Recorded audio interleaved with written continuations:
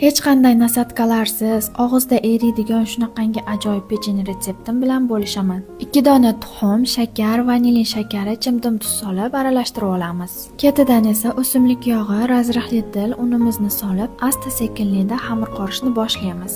Xamirimiz shunaqangi suyuq holatga kelganda 2 ga bo'lib, yarmiga 1 qoshiq un solib xamir qorib, ikkinchi xamirimizga 1 qoshiq kakao va ozgina yog' qo'yib, 2 xil xamir qorib olamiz. Tayyor bo'lgan xamirlarimizdan shunaqangi qilib zuvalachalar yasab olamiz.